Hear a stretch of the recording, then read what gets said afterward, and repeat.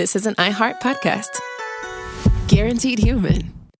With no fees or minimums on checking accounts, it's no wonder the Capital One bank guy is so passionate about banking with Capital One. If he were here, he wouldn't just tell you about no fees or minimums. He'd also talk about how most Capital One cafes are open 7 days a week to assist with your banking needs. Yep, even on weekends. It's pretty much all he talks about, in a good way. What's in your wallet? Terms apply. See CapitalOne.com/bank. Capital One, N.A., member FDIC. In Orlando, meetings reach another level thanks to a growing list of award-winning restaurants, a world-class convention center, a great hotel community, easy access through the airport, and of course, the weather. Andrew Moyes, VP of Fan Expo HQ, had this to say about Orlando. Luxury hotels, Michelin restaurants, easy access through the airport, all those key things feed into the proper executive experience. And while you may know Orlando for its attractions, industries like healthcare, aerospace, and advanced manufacturing make it a hub for cutting-edge businesses. And that's what makes Orlando unbelievably real. Learn more at orlandoforbusiness.com.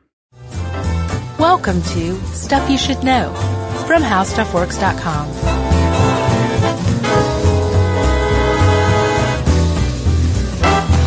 Hey, and welcome to the podcast. I'm Josh Clark. There's Charles W. Chuck Bryant. There's Jerry. The papers have been shuffled. They're plumb and true. It's time for Stuff You Should Know, the podcast. You know what's not plumb and true? My gut. Anything in my house. Oh, yeah. I went to, all of my house had those gross, cheap, hollow core doors, you know? Oh, yeah. That, you know, they're not doors. I mean, they function as doors, but if there's air in your door, then it's not a door. So one by one, I've been replacing them with wood solid doors, and I went and did that for our bedroom, and man, oh man, was it frustrating. Oh, hanging them because they didn't want to hang? It's the worst. Like, nothing's straight. Yeah. Like, oh, that looks good, and then it goes to shut, and it's like, whack. Well, I'm sure it was straight, 100 years ago. Yeah. And then over time the house settled in and now it's doing its own thing. So I had to shave the door in so many places it looks like a Dr. Seuss store. Oh, cool. You should plant one of those weird Dr. Seuss palm trees in your yard to really complete it. It's called marijuana. So I'm glad you just said marijuana, Chuck, because you have every right to say the word marijuana in this country.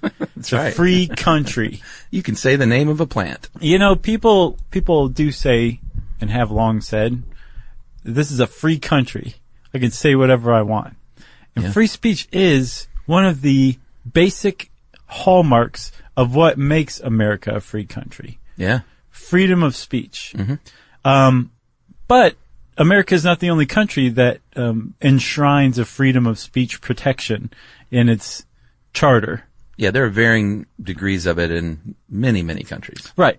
In some countries, there's not very much. Yeah. In other countries, there's a lot. Mm-hmm. And the U.S. is arguably one of the leaders. Yeah. Although some people point to Europe's, and we'll talk about those later, but some people point to Europe's free speech protections and say, those people know what they're doing. Right.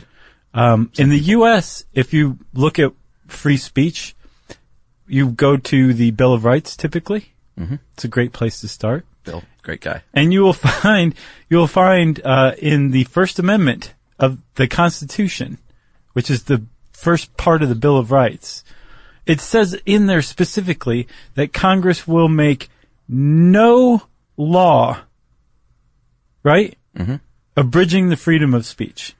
It's as simple as that. It doesn't say unless speech says this, unless somebody says that, unless you really don't like the guy. It's absolute.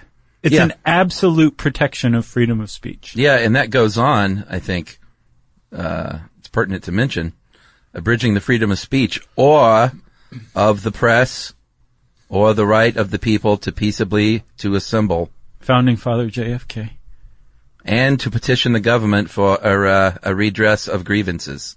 Oh, I'm sorry, that wrong. That was Ted Kennedy. Those were all very important, Sure they are. Oh, yeah. Freedom of the press, Amendment, right to assemble. It's a pretty important one. Well, yeah, and because we had just left the country on independence from Britain, mm-hmm. who at the time was like, no, we very much want to squash any dissenting opinions about the crown. Exactly. And people were getting thrown in jail for that kind of stuff in the colonies. They were trying to quash a rebellion, and that's a pretty important part of it. If you're a monarchy, an absolute monarchy that wants to keep the rebels in check, you just say you can't say certain things, and if you do, we're going to throw you in jail. It has a freezing effect. Yeah, or they're weird punishments, like when they said stick a sock in it. They went, yeah, okay, and they went, no, really, stick a sock in it, Right. by law for 8 months, Governor, and tape it shut. Sure. With my dirty sock in your mouth. Right. My dirty 18th century sock. Yeah, my wool sock from my wet boots. Right. Quickly though, I think we should point out that as we were going through this, like, I realized you could have an entire podcast called The Ins and Outs of Free Speech. Yeah, like a series, a whole show. You could have a whole show about it. Not just an episode. So this is an overview, as we do, that is going to pick and, talk about various court cases over the years, right. Rulings and writings of judges that are pertinent. But, man, it's deep and wide. Yeah, it is. Especially considering that, again, when you go to the Bill of Rights, it just says Congress can't pass any laws that abridge the freedom of speech. They're like, why does he keep writing right. there? And Chuck, not only though was it this in retaliation, reaction to the British monarchy. Yeah, it was also a big part of Enlightenment thinking as well. The protection of freedom of speech was a huge aspect of the Enlightenment. And, obviously the United States was founded during the Enlightenment and as part of the Enlightenment. It was an Enlightenment experiment, right? Yeah, like we don't want to restrict thought or expression. Right. And, some might say that if the Britain hadn't been so intent on squashing dissenting opinion, then we might not have been so Enlightenment aside. Right. So, heck bent on ensuring those rights. So maybe it all worked out for the best. Yeah, I think so. And Britain came around, right? You Eventually. can still get that sock thrown in your mouth, can you? I don't know, man. It's on the book still. I just don't know if they do it anymore. Is it? The socks are much nicer now, though. That's right. They're all happy socks. So since you have this very broad protection of freedom of speech, right? Yeah. Then there's nothing more to be said about it. Anybody can say anything they want. Not quite true. It isn't true. Yeah. Because we have 3 branches of government here in the U.S. We do? Yeah, it turns out. I thought that was just one. You got the executive branch, which is the one I think you're thinking of. Then you have the legislative branch, Congress. Yeah. Okay. Which is actually separate. Yeah. And then you have the third branch, the judicial branch. Yes, they are an equal and important branch. And with the congressional or legislative branch, they pass laws. People go out and break laws. Sure. People get convicted. People appeal their convictions. Yeah. And in some cases, those convictions and the laws are questionable enough or interesting enough that it will eventually make it to a high enough court that the court will rule on whether or not that law holds up to any constitutional standard. And over time, freedom of speech has been shaped and expanded and pared away by the courts here in the United States. Yeah, like maybe more so than any other kind of segment of law, or maybe not. But I'm going to just, as a complete armchair attorney, right. I'm going to say that perhaps free speech has been challenged more and whittled down and defined more than maybe any other aspect of law. Yeah, because one of the big things that the courts did with freedom of speech was to really expand the definition of speech. Yeah, it's not just words that come out of your mouth. Or even write. No, like it can be a T-shirt that says F the police. Or it could say, hug the police. Sure. Somebody might find that offensive. Who knows? Thank you for coming to my rescue just then. It could be a billboard. It could be a pamphlet you hand out. It could be an act, a symbolic act. Flag burning. That was a big one. Remember that in the 80s? Absolutely. Or refusing to say the Pledge of Allegiance. That was in I think World War II. Yeah, which is actually now protected because free speech can also mean the freedom to not speech. Yeah, because up until I think 1943, when the Supreme Court ruled on it, kids were being forced to say the pledge whether they wanted to or not. Yeah. And the Supreme Court said, no, we think freedom of speech is really freedom of expression. And if you don't feel like saying the pledge, you're free to express yourself in that way. Yeah, and as you'll find throughout the show, we'll kind of probably say this over and over. Mm-hmm. Freedom of speech doesn't have a lot to do with something you might find offensive or repugnant. Generally, the U.S. has sided on protecting that right regardless of whether or not you're offended or you think it's awful. And that's kind of what makes America great in a lot of ways is, you know what, who are we to decide what, to legislate morality essentially. And we'll get into all this with obscenity and all that stuff and pornography. But, even when it comes to I don't want to say the pledge because of this reason. Right. The courts have said, you know what, that's your right. This is America and we may not like it. Yeah. But that's your right. Yeah. And the whole reason behind this too, it's easy to just take it for granted, especially if you were raised in the United States, that you have that right. Yeah. Who cares what the basis of it is? You can say basically whatever you want, you know? But when you really dig into why the founders sought to protect this and why it's been upheld and defended so much over the years is because the idea is that if you are free to speak your mind without fear of being put in jail or killed or beaten by a mob, that you are going to introduce new ideas to the marketplace of ideas. And through this, you're going to have an exchange with other people. And a lot of times it's going to be contentious and it's going to be ugly. Yeah. But over time, things can evolve and get better and change for the better through this exchange of ideas. Yes. And to ensure that the engine of cultural evolution continues unabated, you have to have the free exchange of ideas. And to have the free exchange of ideas, you have to have protection of free speech. Yeah, because if not, you have the government being the one saying, well, no, here are all the ideas. Right, exactly. And don't worry about having any of your own. Yeah. These are the ones. Yeah, and in a lot of cases, those things can come across as really great ideas. Sure.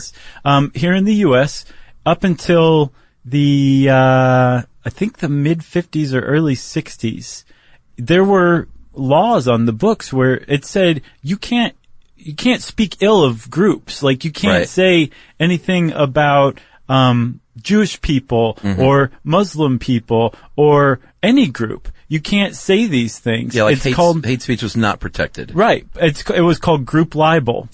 And that actually sounds pretty good in a lot of senses. Like, yeah, we shouldn't be talking trash about entire groups of people because it can lead to problems. Yeah.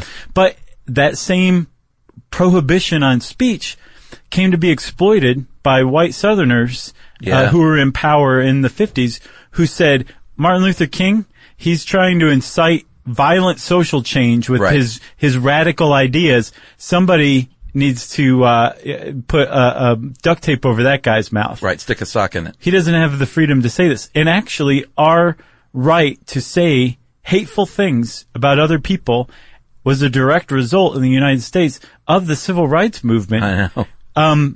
Being protected by the courts against white Southerners who sought to squash their speech. Yeah.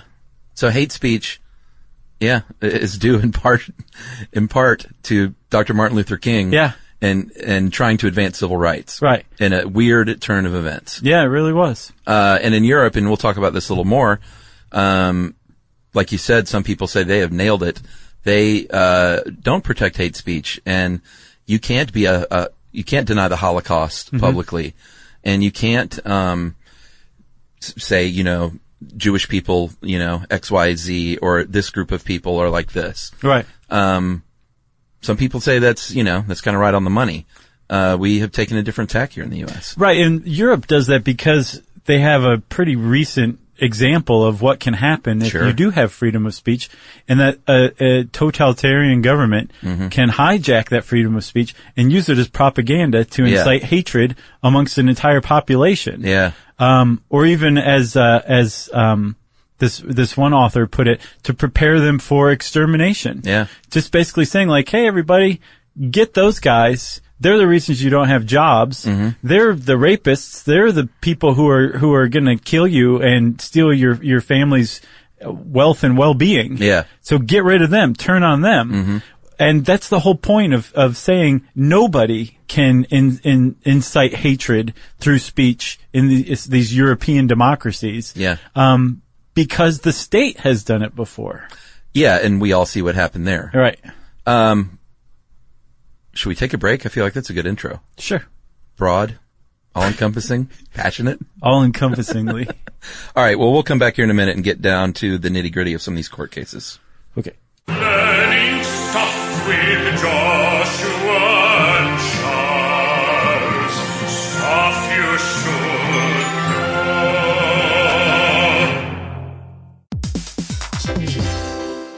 Hey, everybody. We're here to talk to you about Wayfair, who believes that spaces should be functional, they should be comfortable, they should be well-designed, and they can be well-designed by you with their help. Your updated space should feel more comfortable, inviting, and practical for everyday use. And we're talking about outdoor seating. We're talking about grills. We're talking about major appliances. If you need storage solutions, Wayfair can help you out. Patio lighting, rugs, decor. It is your one-stop shop for home. Yeah. I mean, it's getting nice out, so it's time to think about living outdoors for the next few months. And Wayfair knows that outdoor furniture, it's heavy, it's intimidating to assemble. So Wayfair has stepped in and said, we're going to handle the hard part so you don't have to. That's right. You can shop Wayfair Verified, your shortcut to the good stuff. And that means their team of product specialists are going to vet everything by hand using a 10-point inspection, testing things like, quality materials, functionality and features, and even how long it takes to build that piece of furniture. And the overall experience save time, reduce hassle, and improved convenience. Patio season is here, and these deals won't last. So head to wayfair.com right now to get your outdoor space ready for way less. That's WAYFAIR.com.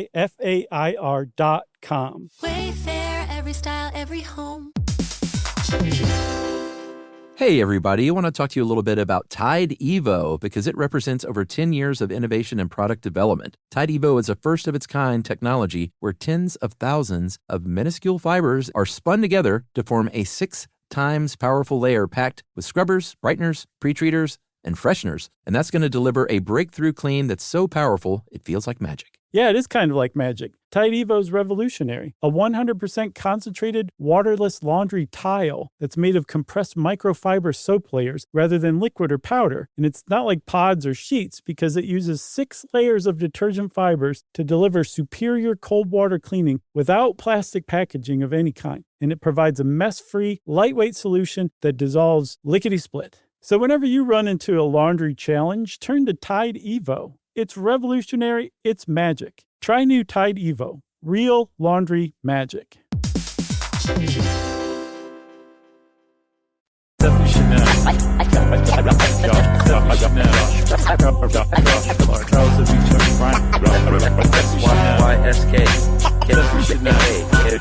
All right, friend. So if you want to go back a little bit to Justice Oliver Wendell Holmes Jr., Son of Sherlock. one of the famous justices of the United States, in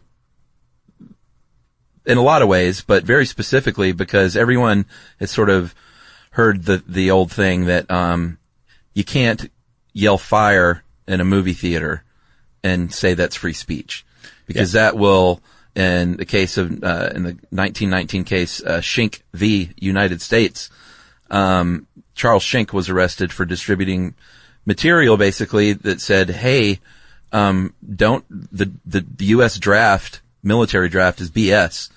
Don't do it. Fight against it. Right. And they said, you know what? That's espionage, actually. And that went all the way to the Supreme Court, and they did not protect that right because, in the words of Oliver Wendell Holmes, they said, did the words create a clear and present danger that they will bring about substantive evils Congress has a right to prevent? Right. And that's sort of in line. And later on in that same ruling, he was talking about yelling fire in a theater as an example. Right. Like, you can't do that because that'll incite panic and people will get stomped. Right. And in this case, this kind of set the precedent for, or the tone for all free speech cases to follow. Yeah.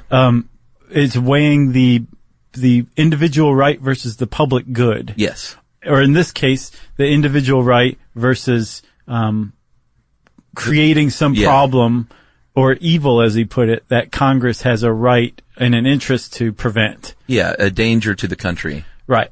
In this case, really what they were saying was they were suppressing criticism of a government program, the draft. But Holmes was fine with that.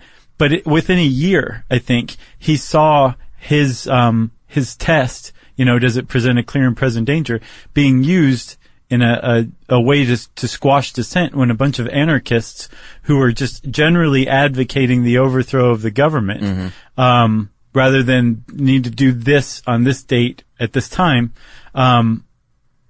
they were convicted under the test that Holmes created. So he took what was called the Great Dissent and actually dissented against his own former test. Yeah. And said, no, it has to present a clear and present danger. Present meaning like it's about to happen, or the time that it's going to happen. And it's a clear danger, like this is what's going to happen because this person said that. Right. So that ultimately became the format for what we'll talk about in a little bit, which is inciting violence. Yeah, and that's not to say that, like the ruling there, like you said, was about a clear and present danger, not necessarily the fact that Charles Schenck was against the war, because we have a long history in this country of being able to be a wartime dissenter and talk about it and be protected. During the Vietnam War, there was a man he went through an LA courthouse and he had a jacket that said, F the draft, but it was really spelled out. It's so ironic that we're censoring ourselves in this one, but we're a family show. It's a family show. F the draft, and they, as you will almost always see here, these people are, like you said, usually arrested, convicted, and then beaten. That's when they're, well, maybe. Hippies? You never know. Yeah. And then that's when the courts take it up and potentially either protect or don't protect the speech. Right. In this case, the court said, no, you're within your right, because someone could see your jacket and then not look at it. Right. And that's a good point. Like you can just look away from the guy's jacket, right? You can also not take the pamphlet that the guy's handing you. Never take pamphlets. You can also not rent the movie that you find offensive. You can also turn the TV station. You can also turn the radio dial. Yeah. You can also not go to the website. You can turn our podcast off. To me, well, you shouldn't, but you could. To me, the alternative of not receiving some speech that you find offensive, like being able to get away from it, that to me is the ultimate test for whether speech should be restricted or not. Yeah. And since you can, in virtually any situation, get away from speech, except maybe skywriting. We should probably really regulate skywriting pretty toughly. Now you could look down at the ground. But I guess you could, yeah. Yeah. So as long as you can get away from it, or more to the point, shield your children from it, I don't think it should be, I don't see any reason for it to be entailed. For skywriting, you would have to argue in court that it is such a delight to children that they can't help but look. Right. Like you would have to physically restrain them. Right. And put blinders on them. Exactly. And that's unreasonable, Your Honor. Right. You could write a curse word and then do a drawing of Barney, and that would satisfy that. Is Barney still a thing? I think Barney will always be a thing. I don't know. So over the years, there have been, like we said, a lot of court cases that have kind of whittled away and defined, not whittled away, because that... Molded? Yeah. Shaped? Molded and shaped. Yeah.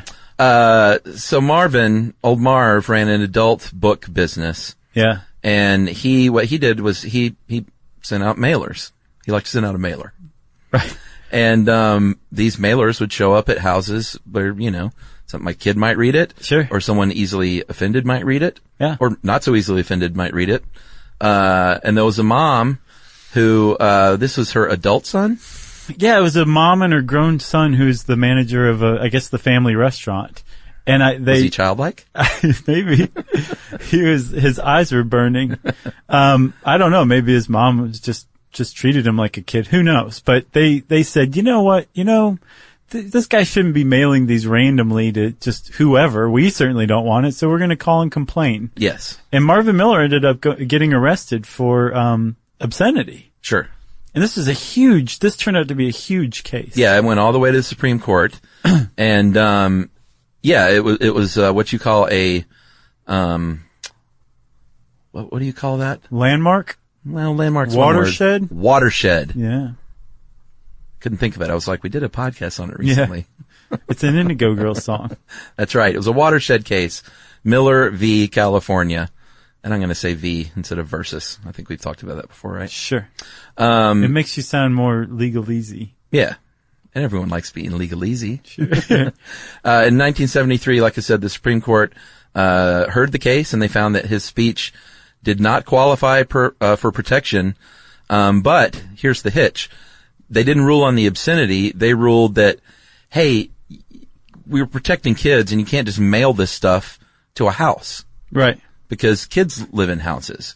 And so it was inappropriate content for children. And what it did as well is it specified a test for defining obscenity, which, boy, over the years, this has been a really tough thing. And it seems like over the years, the courts roundly don't want any part of that. No, if there's one thing, too, that as far as restricting free speech goes that drives me up the wall, it's obscenity. The court should not have anything to do with obscenity. And mostly they don't want to. Ruling on it. Right. There's this great quote from Hugo Black, who, as of this podcast, has become my favorite Supreme Court justice of all time. He said in Michigan versus State of New York, I wish once more to express this is my Hugo Black, by the way. Yeah. I wish once more to express my objections to saddling this court with the irksome and inevitably unpopular and unwholesome task of finally deciding by a case-by-case, site-by-site personal judgment of the members of this court what pornography, whatever that means, is too hardcore for people to see or read. Yeah, basically, they were tired of sitting in court and looking at, like, pictures of bestiality at the very least, and ruling on this stuff. Right. Like, what about this one? What about this one? Well, what about this one? The thing is, they were looking at like pulp books. Like Mishkin was a guy who had a publishing house of pulp books that showed like BDSM or lesbianism or right. masturbation or whatever on the cover. He's like, this is actually pretty nice. Right. They're like, I mean, it's a perk of the job, but we shouldn't have to do it anyway. Yeah. And so the idea that the court is ruling what is obscene and what is not is it's legislating morality, clearly it's legislating morality. Yeah. And I don't think the court has any right to that at all. But they have a long tradition of it. And over time, they've actually come to protect pornography. Yeah. With the exception of child pornography. Yep. Which you're going to be hard pressed to find anybody who argues for freedom of speech as far as child pornography goes. Sure. And then obscenity, which came out of this, the three-pronged test to determine what's obscene came out of that Miller v. California case. And it says this.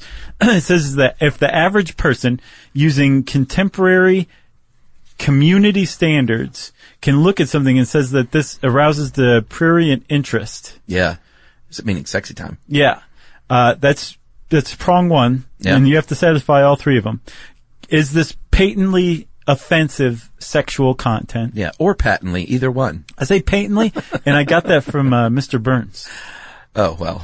I say patently like Mr. Burns does. Yeah, and then the final one is a big one. It's whether the work taken as a whole lacks serious literary, artistic, or potentially or political or scientific value. Right.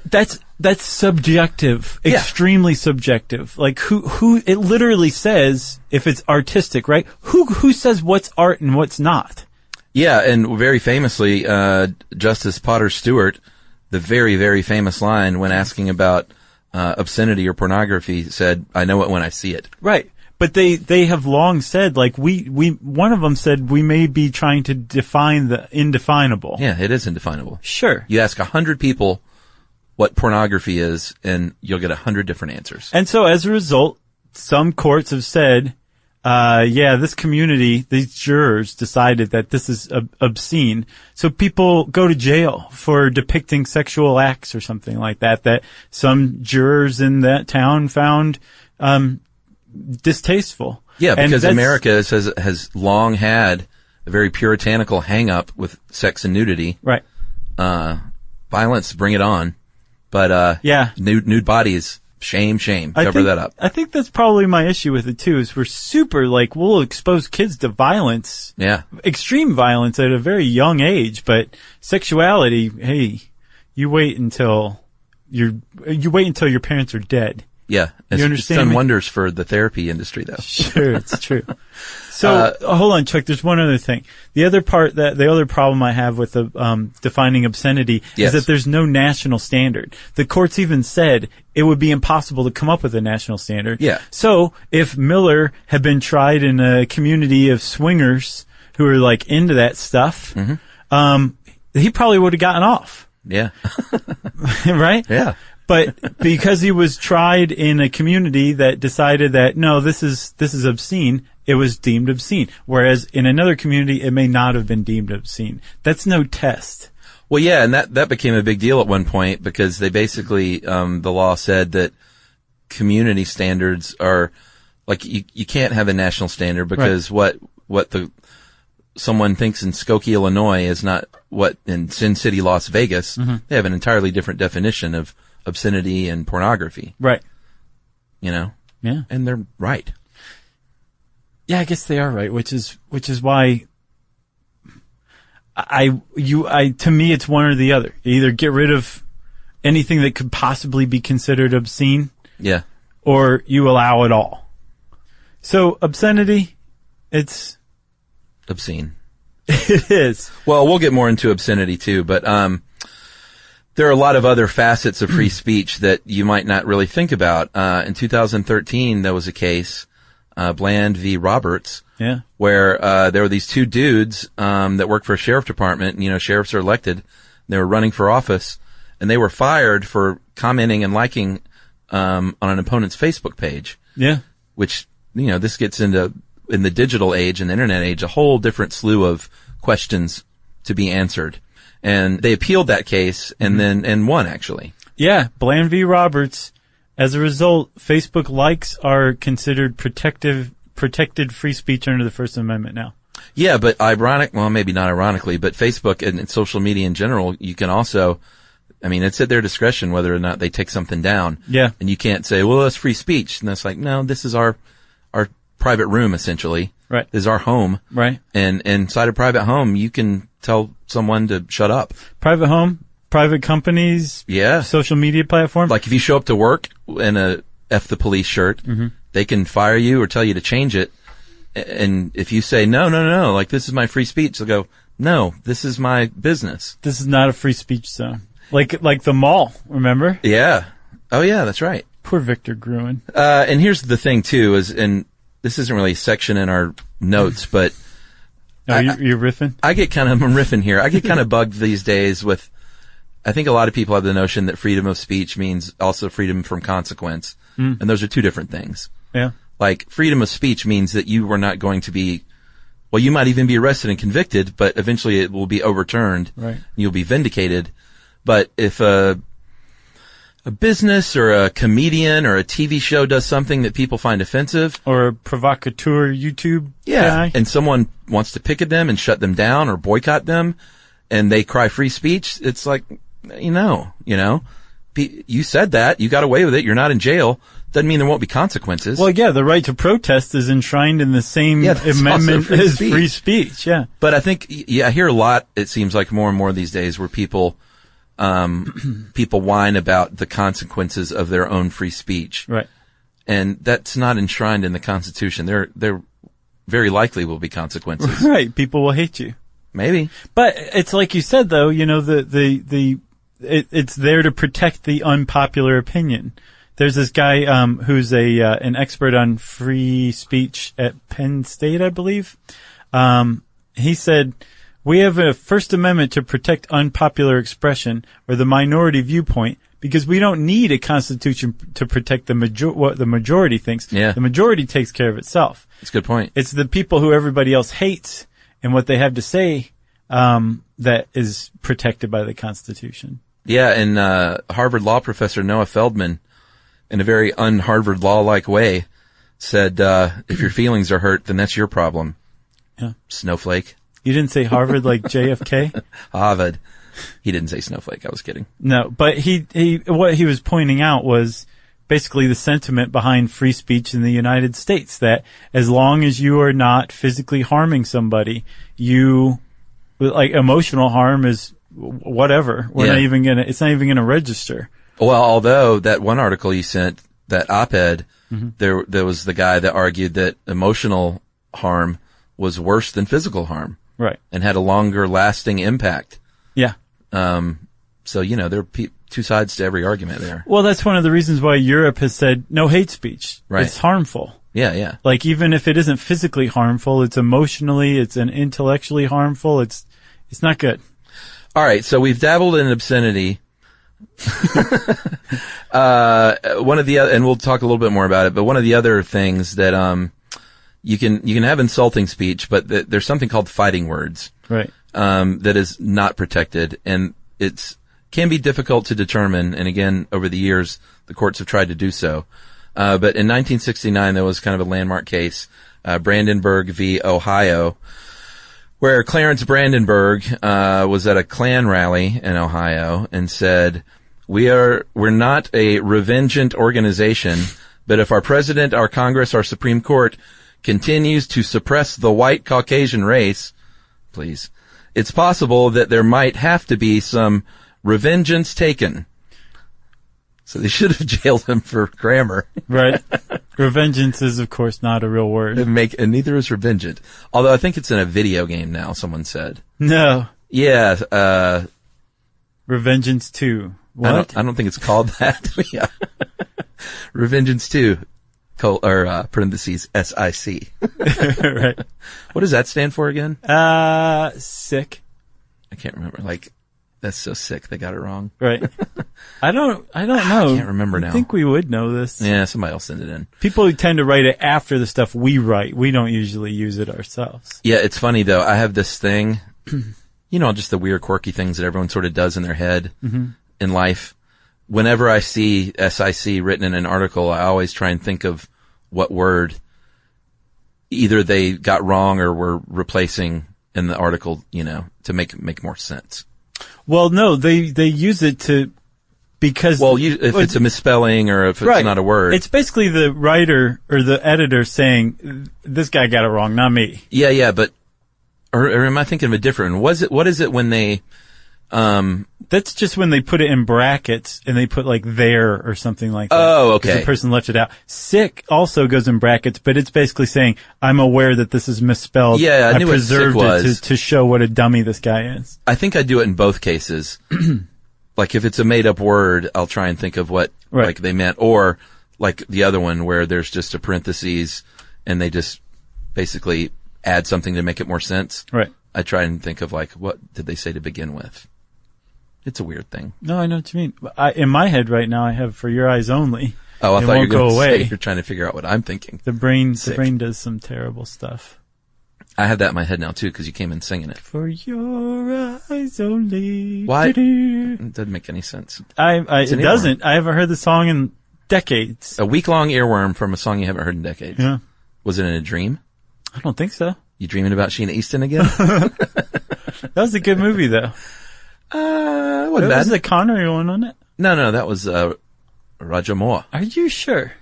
Yeah. You sure? Mm-hmm. I think it was Sean Connery's last one. No. All right. I may be right here. I'll go to the map for that one. All right. All right. Getting back to Brandenburg, the Klan member who didn't know how to talk right. He didn't talk good. He was arrested for advocating violence, and he won. Supreme Court decided in his favor, and thus began the long history of the United States saying, you know what, if the Klan wants to have a rally out in the public town square and they apply for their permit, you got to let them do it. But again, that the Klan's hate speech being protected was lumped together and came out of the civil rights movement's freedom of speech being protected as well. Yeah. Because they were like, well, hey, man, Stokely Carmichael says that, we've got to, like, take control from the whiteys, rise up and take control. Like, that's hate speech. And the Supreme Court says, you know what? You're right. And that's protected. Right. So is what the Klan's saying, or Illinois Nazis in Skokie. Right. Second time Skokie's made an appearance in this episode. Yeah. Why not a third? They'll How about find a third? The usual suspects? I knew that was coming. So yeah. Anyway, I think what you're saying is, as a result, hate speech has a decades-long tradition of being protected at any and all costs, unless you are using it to incite violence, and Yes. that ties in to that original prohibition on free speech that Oliver Wendell Holmes came up with, is that it presents a clear and present danger. So rather than using that specifically to incite violence, you basically have to be saying it's not enough to say, like, we black people need to rise up and take control of the United States, and if it has to be violent, it has to be violent, but we can't live like this anymore, right? Yeah. If Stokely Carmichael's saying something like that, or Malcolm X is saying something like that, that is protected speech, even though it makes a lot of people, or it made a lot of people uneasy to hear that kind of thing. And they said, hey, they're trying to start a race war. It's still protected speech.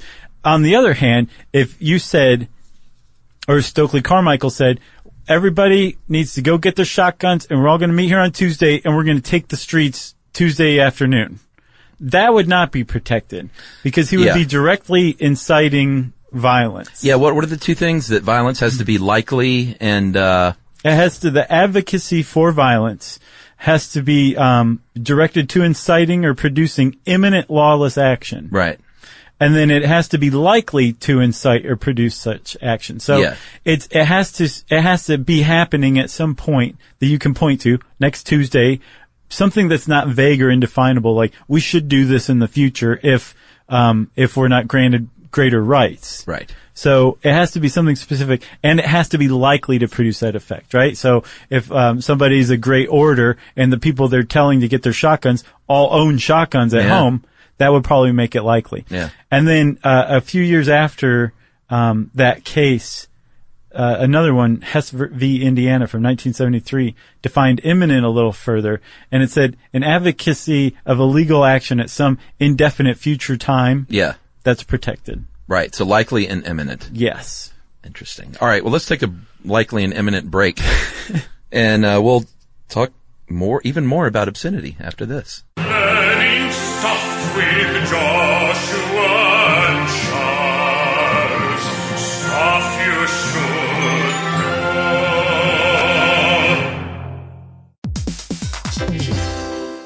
Hey everybody, I want to talk to you a little bit about Tide Evo, because it represents over 10 years of innovation and product development. Tide Evo is a first-of-its-kind technology where tens of thousands of minuscule fibers are spun together to form a 6 times powerful layer packed with scrubbers, brighteners, pre-treaters, and fresheners. And that's going to deliver a breakthrough clean that's so powerful it feels like magic. Yeah, it is kind of like magic. Tide Evo is revolutionary. A 100% concentrated, waterless laundry tile that's made of compressed microfiber soap layers rather than liquid or powder. And it's not like pods or sheets, because it uses 6 layers of detergent fibers to deliver superior cold water cleaning without plastic packaging of any kind. And it provides a mess-free, lightweight solution that dissolves lickety-split. So whenever you run into a laundry challenge, turn to Tide Evo. It's revolutionary. It's magic. Try new Tide Evo. Real laundry magic.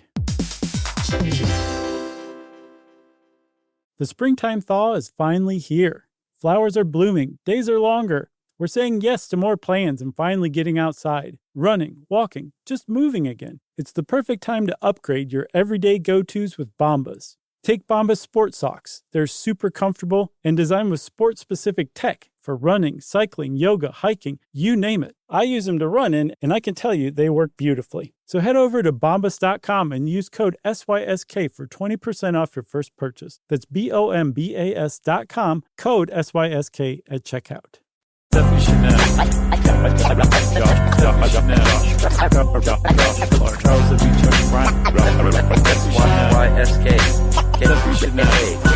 All right, so did you see the movie Carnal Knowledge? I didn't. I thought, for some reason, I was like, Body Heat's not that old. That's what I thought the movie was. Wasn't that a sexy one? Body Heat was quite sexy. I never saw that one. Very good movie. Was it Kathleen Turner? Kathleen Turner. That was Brian De Palma, right? Oh, I think so. Yeah, I think so too. She's also the star of one of my favorite all-time movies, which is The War of the Roses. Man, that is a great movie. I can watch that movie 1,000 times and not get sick of it. That's a good one. All right, so Carnal Knowledge was the Mike Nichols film with Jack Nicholson, Candice Bergen, and Art Garfunkel, of all people. Huh. What is Art Garfunkel doing in there? He sings in a falsetto throughout. It's very nice. Huh. For your eyes only. All his lines are in sing-song. No, he acted in it. He was good. Was he good? Yeah, it was a great movie. Was he like Paul Simon good? Well, he's acted too. I know. Here and there. Really good movie, though. I mean, like I said, it was Mike Nichols. It was not like porn. Right. But it was just a very frank movie about sex and relationships.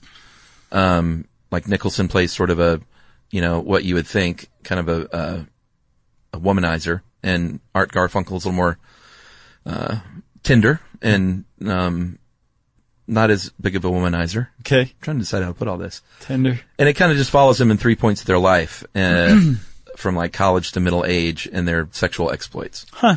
But anyway. It sounds kind of boring. Just really good movie. Is it? Yeah. And very famously in 1974, I think it might have started in 73, and right here in Albany, Georgia, there was a theater manager that was arrested for showing that movie in his theater. Oh, is that where this case comes from? Yeah. And he was arrested and convicted of distributing obscene material. It's Jenkins v. Georgia, right? Jenkins v. Georgia was the court case. And of course the Supreme Court ruled that carnal knowledge was not obscene.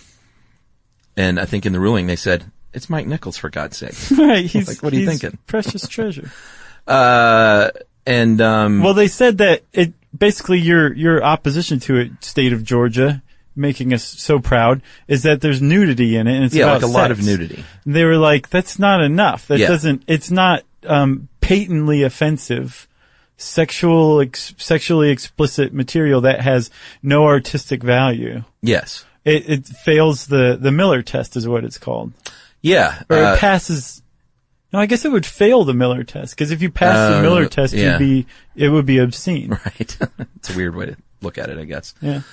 Here in the modern age, like I said, with the internet, it opened up a whole host of issues with free speech.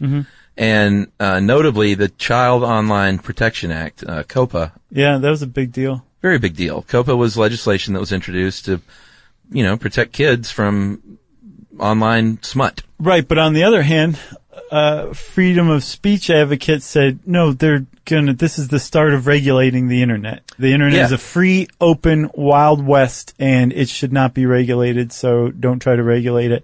And again, everybody said, except for child pornography. And the person talking said, well, yeah, except, of course, child pornography. Don't be stupid. Well, COPA never actually went into effect. It went through 3 rounds of litigation over the years.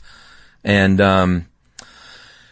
basically one of the big things that the court would say back was there are protections that parents can put in to restrict their kids from this stuff, and that's enough. Yeah, that's a huge thing. Like, the court really tends to not like government overreach and tends to restrict it whenever it comes about, right? Yeah, and this was really tricky because what they were trying to do was apply a federal law to community standards for a global product. Right. And that's just, talk about complicated law. That's tricky. It's very, very tricky. Yeah. So the court struck it down in part because they thought it was overly broad. They said that what the government was considering offensive material would not pass the Miller test. Yeah. So that was overly broad. And then they also said, there's alternatives like parental controls that are widely available can solve the problem that the government's looking to solve, which is restrict kids from pornography, but without restricting anyone else's individual liberty. Right. Right? So they said, see you around, COPA. And Justice Stephen Breyer wrote in a concurring opinion, this is a good quote too, to read the statute as adopting the community standards of every locality in the United States would provide the most Puritan of communities with a heckler's veto affecting the rest of the nation. Right. Basically saying what many have said was, this is an impossible task. So don't even try. I wish they'd take that idea with obscenity as well. Well, and here's the other thing when they struck down COPA, and this is another really good quote, and this one from U.S. District Judge Lowell Reed Jr., not Lou Reed, but Lowell Reed. Lou Reed said, take a walk on the wild side. Lowell said, maybe after a nap. Lowell said, and this kind of sums up for me, I think. He said, perhaps we do the miners of this country harm if First Amendment protections, which they will with age inherit fully, are chipped away in the name of their protection. Right. So basically, like, in trying to protect these kids, we've restricted their free speech when they become adults. Very interesting. Yeah, it's true. You know? Yeah. The courts, you go with obscenity? I'm great with it. The courts have also kind of shaped freedom of speech or protected freedom of speech by saying, yes, certain types of speech are not protected. Right. Obscenity, child pornography. Fighting words. And then libel's another one. But Yeah. one of the ways they further protect it, even when they're restricting it, is to say not everything that you say is libel is actually libel. It's I think really, libel's print, though, right? I think it more has to do with. Slander is words. Oh, libel is that what print. it is? Yeah. Okay. So with libel laws, and I would guess slander falls under the same laws, right? No, I don't know. So, but with libel laws, it's really difficult to prove libel, right? Because the person printing the libelous information, which is basically you're defaming someone's character. Yeah. And that's a really old, long-standing prohibition. I think even back in ancient Greece, they had a certain amount of freedom of speech in Athens, classical Athens. But even that was restricted as far as talking trash about someone's character. Right. Right? So that's a really old idea that you shouldn't put fake stuff about someone's character or reputation out there. And if you do, then they have recourse. Yeah. But to prove that that person said something libelous, they have to have had malice of forethought. They had to have known that what they were printing was wrong or untrue. Yeah, that's the key. It has to be untrue. You can express an opinion about somebody Sure. and say someone's a big poopy pants. Right. But you can't say someone's a big poopy pants who did X, Y, and Z if that isn't true. Right, exactly. Yeah. And so it's really tough to prevent or to prove libel, right? So it is unprotected speech, but it's also protected in that it's not very broad, it's very narrow. Right. And then part and parcel with that is satire and parody Yes. are also very much protected in the United States. Thankfully. And we have Larry Flint, Hustler publisher, to thank for that. Yeah, People versus Larry Flint is a very good job of that spelling out that case, but very famously he went to war with the Reverend Jerry Falwell because he had a cartoon in his Hustler magazine that was an unflattering sexual depiction of Jerry Falwell. It was a fake Campari ad. It was a spoof Campari ad. But it was a cartoon, though.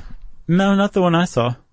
Oh, really? I saw like I'm sure a hand-drawn. I'm sure he had that too. Yeah. But what the court case was, it was like a Campari ad, and there was like a Campari ad campaign where people talked about their first time they had Campari or whatever. Right. And Jerry Falwell's was he and his mother got drunk on Campari and had sex in the outhouse, and that was actually how he lost his virginity. Right. Jerry Falwell didn't like that very much. No, of course not. So he sued Larry Flint, and Larry Flint won that case. It went all the way up to the Supreme Court. Yeah. It was a 1988 case, and they said, nope, this is parody, this is satire, it's protected.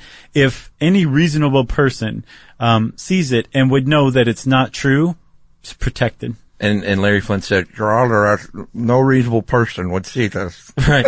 Pervert's back.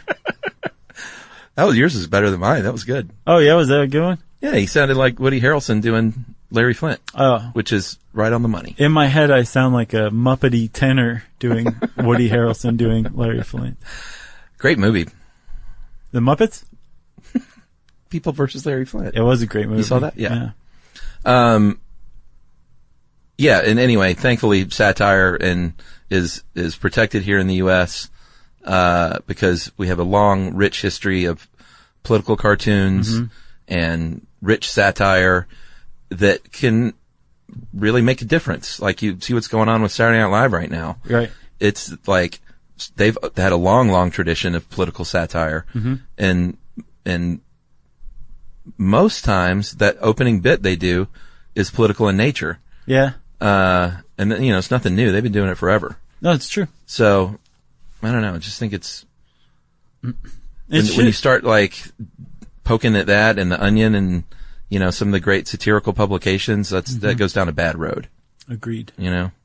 So, Chuck, one of the things that's coming up now that we're connected globally is this idea that what we talked about at the beginning, the U.S. has very broad free speech protections. Some other countries don't.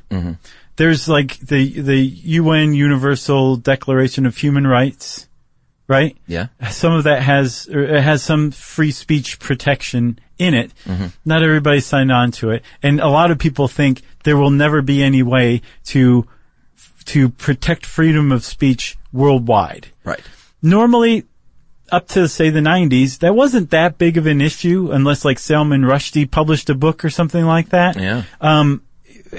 Because each country had its own standards, and what was said in one country typically stayed in that country, even if it was offensive to another country, right? Sure. The two didn't collide. Now that the Internet's here, what's said in one country can be carried immediately to another country. Yeah. And that offense can be taken. Yeah. And this went out of hypotheticals and into the real world back in 2012 when a guy named Nakula Baseli Nakula released a 14-minute video called The Innocence of Muslims. Do you remember that? I don't. It was extremely incendiary. If you were a Muslim, yeah, you were going to be offended by this because it basically said the Prophet Muhammad was a fraud. It had him as a philanderer, a womanizer, I think a pedophile. Wow. It was like, and the people who were in it were scared to death because of the reaction. There were riots around the world once it was translated into Arabic and released. What did they think was going to happen? I don't know. I don't remember if the person was a provocateur on purpose. Yeah. Or if these were their real beliefs on Islam. Regardless, they were Egyptian American. So the video was protected. Even though elsewhere in the world, they were literally rioting in the streets and people were dying because this video existed. They were so upset by it. Yeah. But in the U.S., TS, and as far as I know, it's still up on YouTube, right? Right. Because it's protected by free speech. Well, that's a great example of should the U.S. have the freedom of speech that is going to cause harm in another country now that those two countries are connected via the internet? Right. There's no easy answer to that. Right. That was basically a rhetorical question at this point, but it's one that I think is going to have to be decided more and more. And what goes to the heart of it is blasphemy in this case. Yeah. Blasphemy specifically means insulting God or any religious or holy person or thing. It means different things in different religions. Sure. It's actually still illegal in some states in the U.S. Oh, is it? I thought the last one was struck down in 2007. Oh, was it? Uh-huh. Okay. Well, but 2007. Yeah, maybe up until 2007. Yeah. Had laws until 2007. That's right. Again, 2007. Yeah. But the last conviction for blasphemy in the U.S. was in 1928. So these were laws that were sort of on the books that no one did much about. Well, there's a dude, it was in Little Rock, Arkansas, and he was an anti-religious atheist. This was the 1928 one? Yeah, white supremacist. Yeah. Who had an office, and in the office there was a sign out front. I guess it was a storefront office, and it said, evolution is true, the Bible is a lie, God is a ghost. And he got arrested and convicted for blasphemy. Yeah. So, again, this is 1928, and there were blasphemy laws on the books until 2007. That's crazy. And it is. It's really surprising to think that the United States ever had blasphemy laws, but they were fairly recent. Yeah, and when it comes to religion, like the United States protects Westboro Baptist Church, and they say you can go out and you can have offensive messages on signs at military funerals if you want. Yeah. because this is the United States and we allow that. Yeah. And so I think that kind of brings up that one op-ed you're talking about from The Atlantic. That Free Speech Isn't Free was the title of it. Yeah, what's the guy who wrote its name? Garrett Epps wrote it. Yeah. And he makes a really great.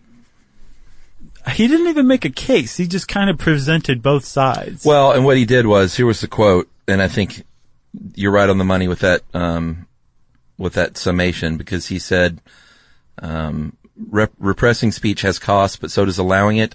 And the only mature way to judge the system is to look at both sides of the ledger. Right. That really kind of says it all. Yeah, and he's basically saying, like, it's not enough to say freedom of speech exists because we have free speech in the U.S. America's a free country. Yeah. You have to examine why, and you have to defend it, or else it's just a privilege, and privileges are always subject to attack. Yeah. But actual freedom should be defensible. Yeah. And so he says we need to defend it, especially based on another op-ed that he was actually talking about by a law professor from Fordham, Thane Rosenbaum, said, no, there are actual harms to speech. It does cause physical, or it does cause emotional harm that can, in some cases, exceed physical harm. It can be longer lasting. It can have a greater impact on more people at once. And so why do we allow hate speech in the United States? And Garrett Epps doesn't have the answer. He just examines the whole question, I think, really well. Yeah, I thought it was interesting. I mean, he makes the point that the same laws that allow for strides of civil rights and feminism and gay rights groups over the years are the same laws that protect the people that have done them such harm over the years. Right. And, like you said, you gotta look at both sides of the ledger. It might cause harm, and there is a cost to it. Right. But ultimately, the freedom, well, in my opinion at least, outweighs the harms. So there's this guy named Jonathan Rauch who, Garrett Epps quotes, but he wrote another op-ed that I read, and his idea of why freedom of speech, including hate speech, is important is because he says that if you suppress speech, you're suppressing thoughts, right? So if you suppress hate speech, it's still going to be there. It's still going to be boiling under the surface. People are still going to quietly, subtly trade in it, but you can't refute it. If you allow hate speech, it can be refuted loudly, publicly. And then from that, and he makes the case that this is why the gay community has made such strides in the last few years, because of the vicious homophobia that was publicly hurled at them. Yeah. That they stood up and said, you know what? Yeah. This isn't true. You know what? We deserve this right. You know what? We're not pedophiles. You know what? We should be able to adopt everything, and shot down all this stuff systematically. And America was watching this back and forth, and gay people won public sentiment just through logic. Yeah. He was saying if you didn't allow that hate speech in the first place, there wouldn't have been that position to address that hate speech and prove it wrong. Yeah, because you can't suppress hateful ideology. It's going to exist. Sure. So allow the speech so it can be publicly refuted. And just smack down. Yeah. Yeah, I think that's probably the best explanation for freedom of speech I've ever heard. Good way to close, too, huh? Man, thanks a lot, Jonathan Rauch. You got anything else? No, I don't. But a little tease, before listener mail, we're going to have a couple of very intriguing follow-ups to recent questions. Oh, okay. Ooh. All right, well, if you want to know more about free speech, just start talking. And since I said that, it's time for whatever Chuck's got up his sleeve. Yeah, before I read the listener mail, two things. We, on a recent show, we asked about our old buddy Sarah, the amazing fan, and then our old buddy Sam, the Summer of Sam. Right. Weirdly enough, we come into the office, and Sam's parents dropped off a letter to us. Sam wants to be an intern here. So he's around. He's in college. Yeah. Doing great. Yep. And wants to intern, and wrote us a letter. And we're going to try and get him in here. Oh, yeah. And he wouldn't be our intern specifically. It'd be for How Stuff Works. Right. But, well, we're going to burn a lot of currency to make sure he gets this job. Yeah, I hope it happens. That'd be great. It was good to hear from him. And it sounds like college is going great. Yeah. His resume was stacked, buddy. Nice, Sam. And the other thing is, I don't know if you saw this, because I do the Facebook, but Catherine Mary Stewart oh, yeah. of Night of the Comet played the older sister, Reggie, and was also in The Last Starfighter and Weekend at Bernie's. Weekend at Bernie's, yeah. And, was sort of the darling in the 1980s Right. and 90s. And is still an actor today. Does theater work and stuff, and movies, and TV. And radio. She does it all. She got in touch with us. She listened to the Malls podcast, posted on Facebook that we shouted her out, and also her hometown Edmonton Mall. Mm-hmm. And I was just knocked out and told her to email us. Mm-hmm. She emailed. I think she lives in New York. And I said, hey, listen, next time we do a show at the Bell House, I want to act out Weekend at Bernie's with you. Yeah, I'll play the dead guy. Right. And you and Josh can just puppet me around. No, I was like, come and bring your family. We'd love to guest list you. Maybe you can hop up on stage and we can chit-chat for a minute. Nice. I took the liberty of doing that. That was very nice. You're like, no, right. she can't get on stage. Right. We'd have to edit that part out. I just thought that was very cool. Yes, very cool. Thanks for writing in, Catherine Mary Stewart. Yes, and boy, she's found the fountain of youth. She looks exactly the same. Oh, yeah? Yes. And Sam, too. He looks exactly the same. He does. He's like 20. He looked like he did when he was 17. Well, thanks, dudes. Oh, we haven't even done listener mail yet, have we? No. So listener mail, well, I'm just going to read it. It's called Would You Rather? I feel bad for Jerry. She's not going to know where to put the listener mail chime in. That's all right. Hey, guys, just finishing listening to Soylent, and thought I had a surefire argument starter for you guys. Josh's rant about the pros and cons of cooking and sharing meals. I don't rant. Reinforced my position on the subject. I'd like to know what you think about it. Here's how you play Would You Rather, and it's not the sexy one. Okay. You get to forego one thing that humans need to do in order to live, either eating, sleeping, or breathing. You can do the thing that you choose to forego, of course. You just don't need to in order to live.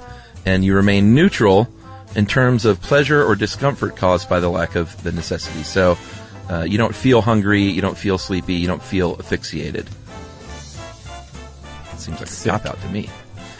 So he wants to know, what would we rather do without? Mine is easy. I would easily not breathe. Yeah, breathing. It's like That's a no-brainer. Bonehead question. Who would say, like, I don't want to eat? I get a lot out of breathing. I'd have trouble giving that one up. Well, Andrew said he wouldn't eat. That's the answer to that question. He said, I would always forego eating because of the money it takes to feed myself and the waking hours I would save. Yeah, I mean, that's the two things with food, time and money. Yeah. Yeah. Yeah, but you get so much pleasure out of it. Breathing, sure, it's free, but who cares? Especially if you're not going to die from not breathing. Yeah. In this situation, in this weird fantasy world of his. I say anyone who chooses, and this is Andrew talking, I say anyone who chooses to forgo sleep is a dummy. Sure. Because not only are you not saving on food, you have to entertain yourself for an additional 5 to 8 hours a day. The argument there, though, is you could get more done. Sure. Sometimes I do wish that you didn't have to sleep. We didn't have to sleep. Sometimes. I also enjoy sleep, too. He says, plus, I could eat socially every now and then under these terms, if I wanted to. Right. But who would just take a nap if you don't feel refreshed afterward?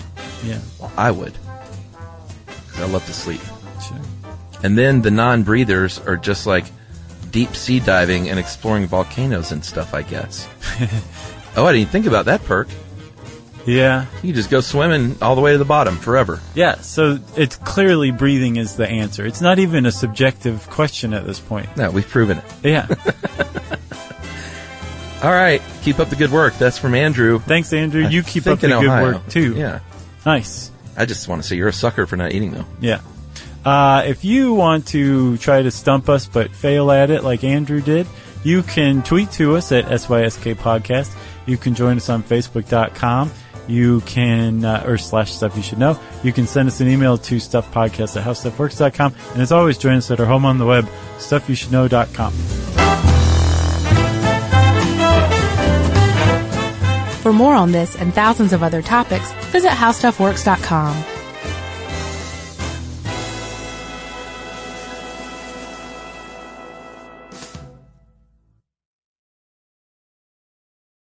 When it comes to small business, people want to talk to people, not bots, not voicemail. Your customers or clients want a real human connection, and that's exactly what they get with Ruby. Ruby is the virtual receptionist company that takes care of your callers when you're unavailable, in the middle of something, or just don't want to pick up. They can answer, screen, and transfer calls, as well as take messages, collect payments, book appointments, and more. All while saving you time and making the people you serve feel special. It's available 24/7, 365 days a year, and is 100% based in the U.S. See how it works at ruby.com, or better yet, give them a call at 844-900-RUBY. The next time you end up with something on your shirt, don't turn to your usual detergent. Check out Tide Evo. Tide Evo represents over 10 years of innovation in product development. It's a revolutionary 100% concentrated waterless laundry tile made of compressed microfiber soap layers rather than liquid or powder. It's not pods and it's not sheets. It uses 6 layers of detergent fibers to deliver superior cold water cleaning without plastic packaging. It's mess-free, lightweight, and dissolves quickly. Try new Tide Evo. Real laundry magic. This is an iHeart podcast.